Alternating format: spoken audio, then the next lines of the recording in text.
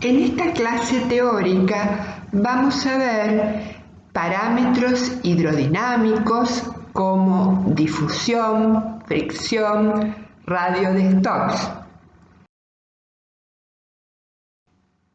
Antes que nada tenemos que definir lo que se entiende por métodos hidrodinámicos.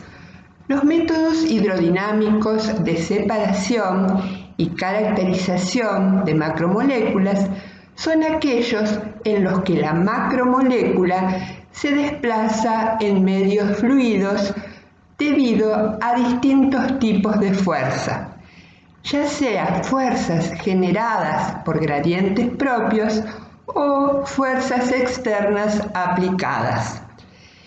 Ese movimiento, en todos los casos, va a depender de parámetros moleculares, como la forma, el volumen o tamaño, la flexibilidad y la hidratación. Entre los parámetros dependientes de la forma, tamaño y flexibilidad de las macromoléculas, desarrollaremos los siguientes.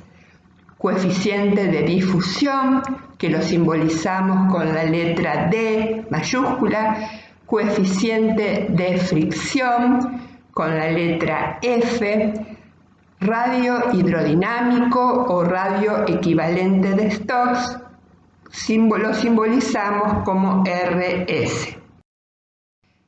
De estos parámetros hidrodinámicos dependen el volumen de elusión en la cromatografía de filtración por geles, como habrán visto en la clase teórica anterior, la movilidad electroforética, que vamos a ver a continuación, el coeficiente de sedimentación en la centrifugación. El conocimiento de los parámetros hidrodinámicos nos ayuda a predecir el comportamiento de las macromoléculas en estos procesos, cromatografía, electroforesis, sedimentación, y viceversa. El resultado de aplicar alguno de estos procesos nos aporta información acerca de los parámetros. También hay otros parámetros como la viscosidad intrínseca, que en algunos casos se determina explícitamente con la finalidad de evaluar los cambios de forma de una macromolécula. Como ustedes ya habrán visto, las macromoléculas pueden adoptar distintas formas, tipo random coil, elongadas, globulares, etc. Pero el conocimiento preciso de la estructura tridimensional lo brinda la cristalografía de rayos X. También, dependiendo del tamaño, se puede conocer la forma y el tamaño por microscopía electrónica. Pero más allá de que se conozca la verdadera forma y tamaño, resulta imposible para analizar los distintos fenómenos que se producen y que dependen de ellos, generar ecuaciones que contemplen la estructura particular de cada una. Por eso se recurre a modelos de partículas que se aproximen a las distintas formas. El término general de conformación se emplea para referirse a la combinación de la estructura secundaria, terciaria y cuaternaria de una macromolécula. Los modelos generales que las macromoléculas pueden presentar en solución son los siguientes. Cadena estadística o random coil expresa un tipo de conformación libre, donde no existe una única estructura tridimensional, sino que la molécula se contorsiona continuamente por los impactos con las moléculas del disolvente. Por lo tanto, para las macromoléculas que adoptan esta forma espacial, solo se pueden definir dimensiones medias. por ejemplo, el radio de giro medio. Adoptan este tipo de conformación polímeros sintéticos que presentan poca resistencia a la rotación alrededor de los enlaces de la cadena y en el que existen pocas interacciones entre los grupos laterales. También podemos incluir en este grupo polisacáridos y proteínas y ácidos nucleicos desnaturalizados. Dentro de las macromoléculas tipo barra podemos citar a los polinucleótidos y polipéptidos helicoidales. En este caso, adoptan en solución una conformación semejante a una barra. Las propiedades de sus disoluciones dependen fundamentalmente de la longitud de la barra, mientras que el diámetro desempeña un papel menos importante. En cuanto a las macromoléculas globulares, comprende a los biopolímeros que presentan una estructura definida y compacta, en las que existen fuertes interacciones entre las cadenas laterales de los monómeros y tienden a agruparse en densas conformaciones globulares. Este tipo de conformación es típica de las proteínas globulares. Su forma, si bien no es totalmente regular, puede asemejarse a una esfera o a un elipsoide de revolución de pequeña relación axial. ¿Qué se entiende por elipsoide de revolución? Estos se generan por la rotación de la elipse sobre uno de sus ejes.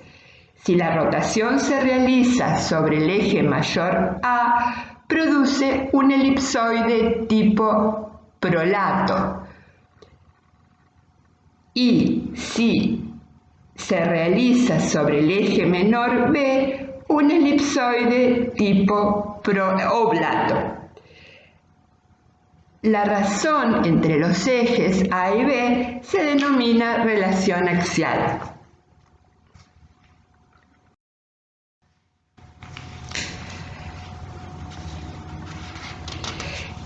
¿Qué entendemos por coeficiente de difusión y fricción?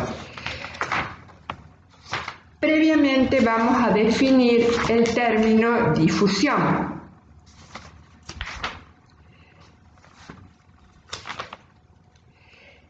La difusión es la migración de partículas de un lugar a otro de una solución o de una solución a otra si éstas están separadas por una membrana. El movimiento de las partículas es el resultado del continuo choque de las mismas con las moléculas de solvente y se denomina movimiento browniano. Su trayectoria y dirección se produce totalmente al azar. Si las propiedades de la disolución son iguales en todo su volumen, todas las partículas tendrán la misma posibilidad de traslación en cada dirección del espacio. En consecuencia, el desplazamiento neto del conjunto de moléculas, que es la suma de los desplazamientos individuales, será igual a 0. Pero si hay diferencia de concentración en la solución, el movimiento de traslación al azar determinará que las partículas se desplacen desde la zona de mayor concentración hasta las zonas más diluidas. En consecuencia, el transporte neto es en el sentido de disminuir el gradiente de concentración, o lo que es lo mismo decir, igualar los potenciales químicos en todos los puntos de la disolución.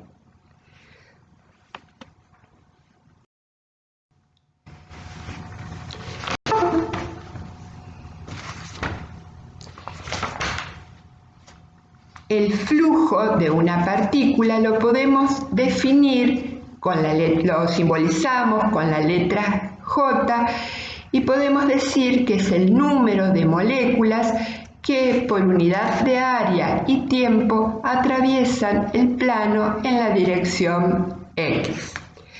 Considerando entonces la fuerza impulsora, podemos llegar a lo que se conoce como primera ley de Fick, que establece que el flujo de una partícula I va a ser igual a el coeficiente de difusión D por la derivada de la concentración con respecto a la distancia. De esta manera llegamos a la expresión del coeficiente de difusión, cuyas unidades normalmente se designan como centímetros cuadrados sobre segundo, y el coeficiente de difusión quedaría igual a R, la constante de los gases, por T, temperatura absoluta en grados Kelvin, sobre el número de Avogadro por el coeficiente de fricción F. Y el coeficiente de fricción lo definimos como RT sobre número de Avogadro por el coeficiente de difusión. Y se expresa generalmente en gramos sobre segundos. Como vemos, están inversamente relacionados el coeficiente de difusión y el coeficiente de fricción. Vamos a ver ahora cómo depende el coeficiente de fricción de las dimensiones y la forma de la partícula. Teniendo en cuenta la ley de Stokes, podemos decir que para una esfera el coeficiente de fricción sería igual a 6pi por la viscosidad de la solución por el radio de Stokes. Para otras formas geométricas también existen fórmulas que permiten el cálculo del coeficiente de fricción. Por ejemplo, para elipsoides de revolución, polímeros flexibles, etc. Lo que tiene que quedar claro es que el coeficiente de fricción o el coeficiente de difusión dependen de la forma y el tamaño. La forma que da el menor coeficiente de fricción es la que posee para una determinada masa la menor superficie, o sea, la esfera. ¿Se puede conocer o predecir el comportamiento hidrodinámico de una macromolécula conociendo la masa, el volumen y la hidratación? Conociendo la masa, el coeficiente de hidratación y el volumen específico parcial, se puede calcular el volumen de la molécula, pero no la forma. Y por ende, solo excepcionalmente se puede predecir el comportamiento hidrodinámico. Por lo tanto, es necesario plantear algún modelo y realizar ciertas simplificaciones.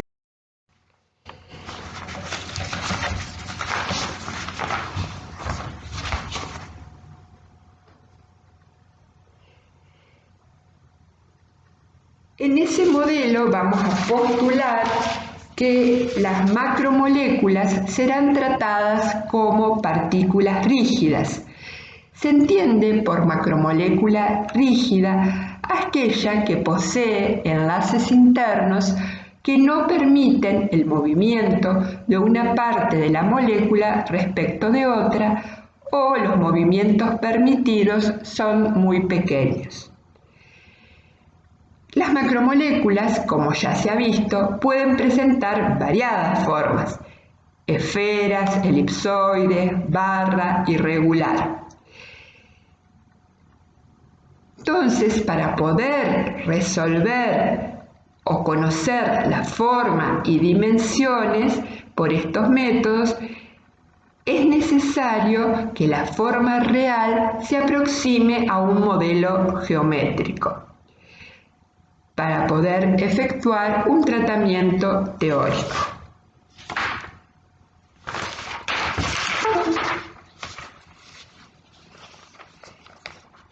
Entonces, asumiendo un modelo de macromolécula compacta e hidratada,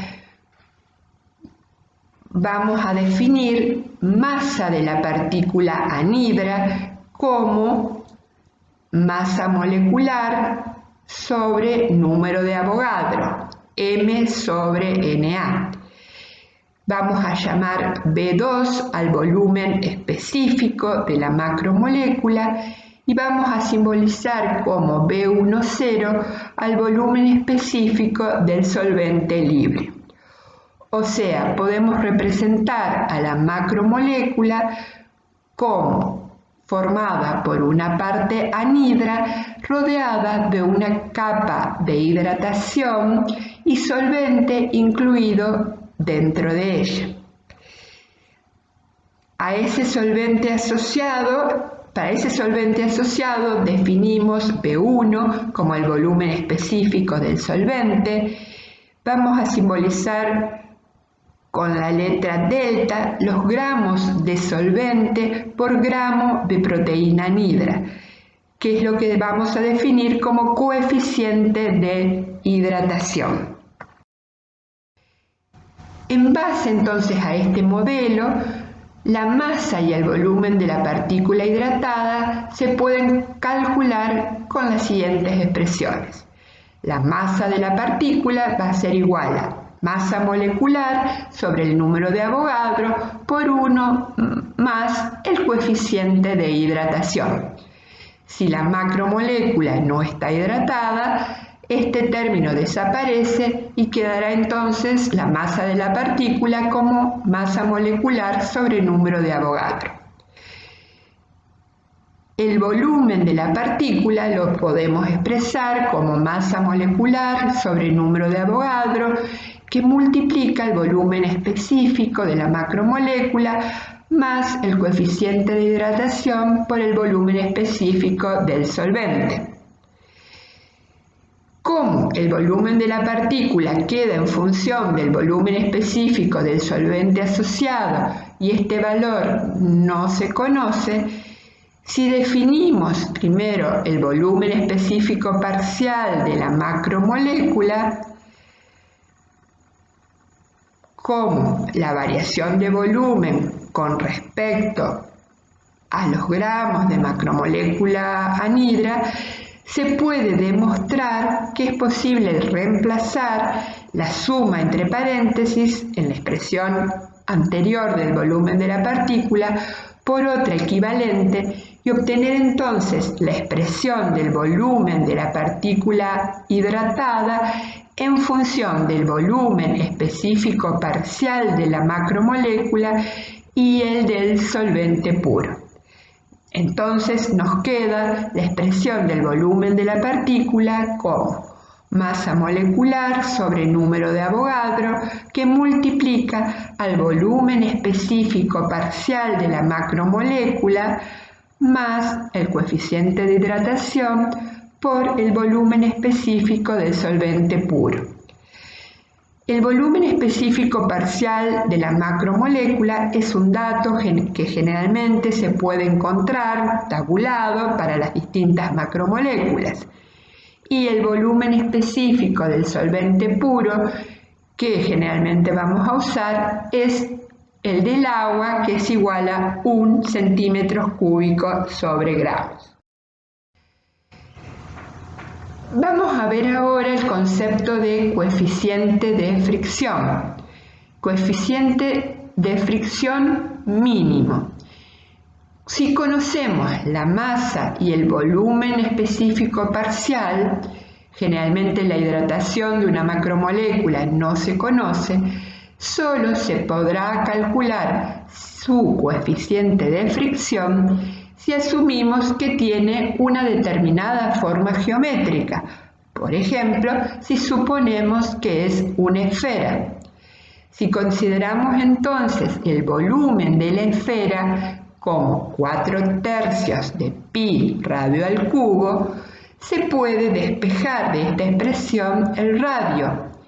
Y a partir de conocer el radio de la esfera, se puede calcular el coeficiente de fricción con la ecuación de Stokes.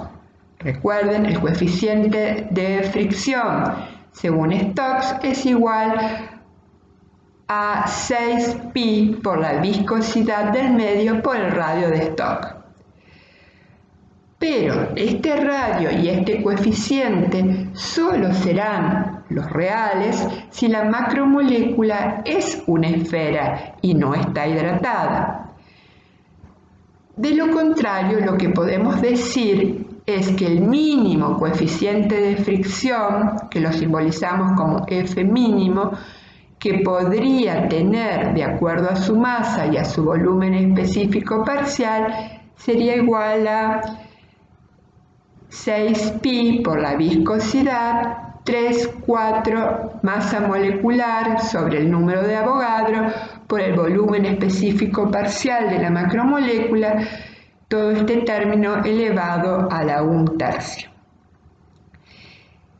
O sea, resumiendo, vamos a poder calcular el coeficiente de fricción mínimo suponiendo que la partícula es una esfera y que no está hidratada, con la expresión que tienen en la diapositiva. Pero en general, la relación entre el coeficiente de fricción real sobre el coeficiente de fricción mínimo es mayor que 1. Y esto ocurre porque la macromolécula no es una esfera o porque está hidratada o por ambas causas. En general, un valor aproximado para las proteínas nativas es un coeficiente de hidratación delta igual a 0,2-0,3. O sea, las proteínas normalmente estarían hidratadas un 20-30%. Y el volumen específico parcial adopta un valor promedio de 0,73 centímetros cúbicos sobre gramos. Así sabemos que para partículas esféricas de igual densidad o volumen específico de hidratación, el radio crecerá con la raíz cúbica de la masa y también lo hará F. De lo contrario, debe quedar claro que si las formas son diferentes, la relación entre la masa y el radio ya no posee una dependencia predecible. Vamos a definir ahora lo que se entiende por el radio equivalente. Para las formas reales que adoptan las macromoléculas, en general, la relación entre el radio y la masa no posee una dependencia predecible, salvo en casos en que se pueda aproximar, como ya dijimos antes, a otras formas geométricas, definidas como prolato u oblato, pero la relación es más compleja. O sea, no se puede inferir un radio, una masa o un volumen exactos a partir de un comportamiento hidrodinámico que depende de la forma y el tamaño, y viceversa, debido a que se desconoce la ecuación que los relaciona. Entonces, por simplicidad, lo que se hace es trabajar con el radio equivalente. ¿Que cómo lo definimos? El radio equivalente para cualquier propiedad hidrodinámica es el radio de la esfera equivalente que posee el mismo valor de una determinada propiedad en solución que la de la macromolécula bajo consideración. Como muchos fenómenos de interés dependen del coeficiente de fricción o difusión, definiremos el radio equivalente en relación a esta propiedad. Pero también podría definirse el radio de la esfera equivalente en función de la viscosidad intrínseca, radio de giro, etc. El radio entonces de la esfera equivalente o radio de Stokes se define como el radio de la esfera que tiene el mismo coeficiente de fricción que la partícula. Entonces, si se conoce el valor del coeficiente de fricción real, el radio de Stokes se calcula despejando de la ecuación de Stokes. O sea, el coeficiente de fricción real es igual a 6pi por la viscosidad por el radio de Stokes. En general, las otras propiedades hidrodinámicas aparecen dependiendo del radio de Stokes: la movilidad electroforética, el volumen de elusión en cromatografía de exclusión molecular, etc., como ya mencionamos. Vamos a ver ahora un ejemplo para comprender el concepto de radio de Stokes, radio mínimo y F mínimo, o sea, coeficiente de fricción mínimo. En este ejemplo vamos a usar a la lisocima, donde se conoce que el coeficiente de fricción real para esta proteína es igual a 3,9 por 10 a la menos 8 gramos sobre segundo. El volumen específico parcial de la lisocima es igual a 0,68 centímetros cúbicos sobre gramos y la masa molecular 14.100 gramos mol. A partir entonces del coeficiente de fricción real, definido como 6pi por la viscosidad por el radio de Stokes, se puede despejar el radio de Stokes y obtendremos, para este caso de la lisocima, un valor de radio de Stokes igual a 20,8 por 10 a la menos 8 centímetros, o sea, 20,8 Armstrong. Por otro lado, el coeficiente de fricción mínimo lo podemos calcular suponiendo que la lisocima es una esfera y que no está hidratada, como ya dijimos. Entonces, igualando el volumen de la partícula al de una esfera no hidratada, se puede obtener el valor del radio mínimo. O sea, igualamos volumen de la partícula, que es igual a masa molecular sobre número de Avogadro por el volumen específico parcial de esta macromolécula, al volumen de la esfera, definido como 4/3 de pi radio al cubo. Y de esa manera, igualando estos dos volúmenes, podemos despejar el radio mínimo, o sea, el radio que tendría la lisocima si fuera una esfera y no estaría hidratada. El valor que obtenemos para este ejemplo es de 15,68 Armstrong. Introduciendo este valor en la ecuación de Stokes, podemos calcular el coeficiente de fricción mínimo, igual en este caso a 2,9 por 10 a la menos 8 gramos sobre segundos. Si comparamos el coeficiente de fricción real con el coeficiente de fricción mínimo, podemos ver la diferencia.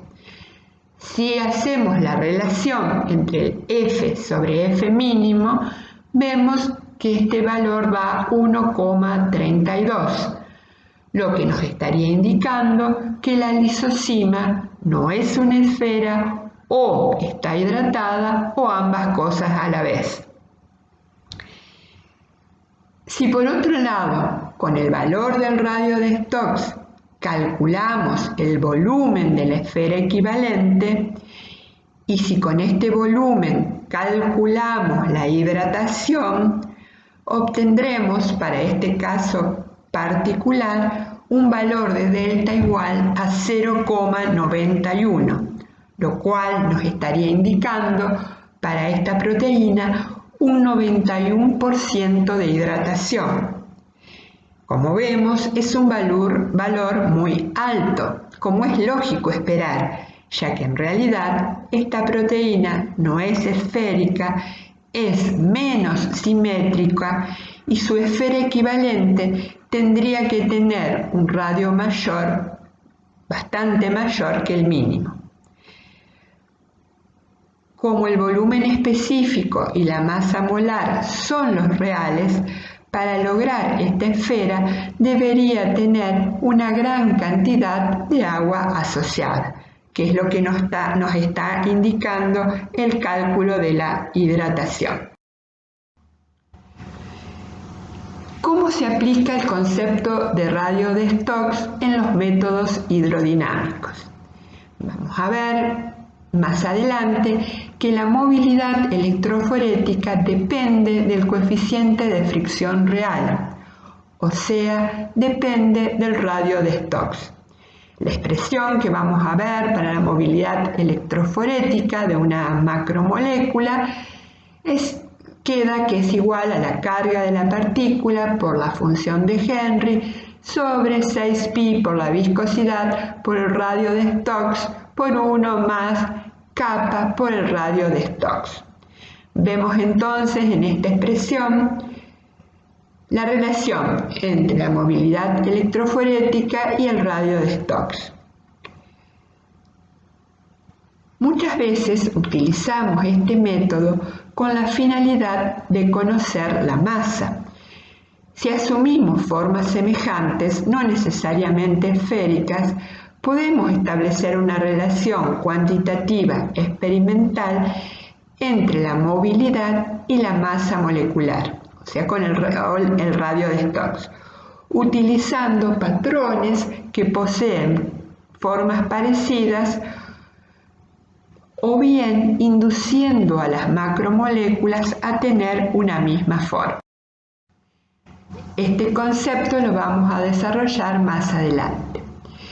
Vemos también que el volumen de elusión en la cromatografía de filtración por geles depende del radio de Stokes. A mayor radio de Stokes, menor volumen de elusión.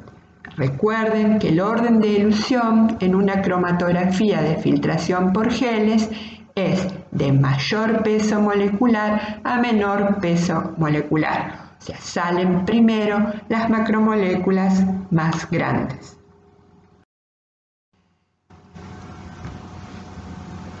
También tenemos que mencionar que el radio de Stokes aumenta al desnaturalizarse una proteína.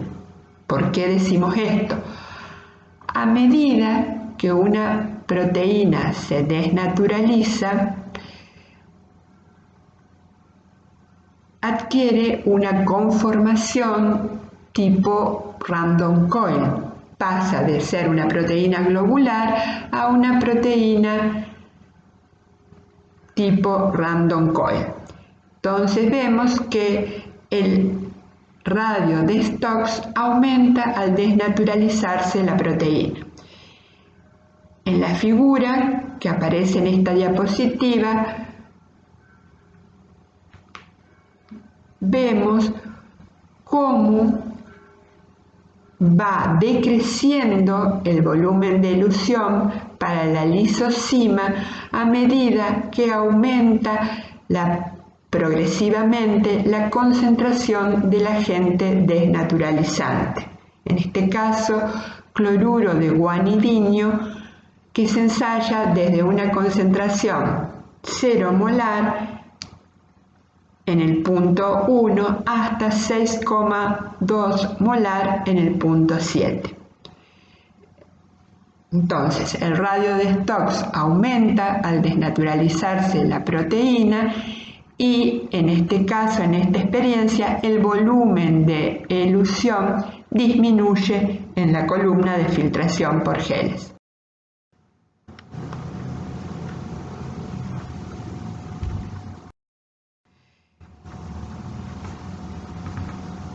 En esta tabla podemos ver ejemplos de distintas macromoléculas y tenemos datos de masa molecular, volumen específico parcial y coeficiente de difusión. Es simplemente a modo de comparación, por ejemplo, la catalasa, que tiene una masa molecular de 250.000 gramos mol, vemos que su coeficiente de difusión es 4,1 por 10 a la menos 7 centímetros cuadrados sobre segundos. Mientras que la ribonucleasa, una proteína mucho más chica, de masa molecular 16.683 gramos mol, posee un coeficiente de difusión mucho mayor, 11,9 por 10 a la menos 7 centímetros cuadrados sobre segundos.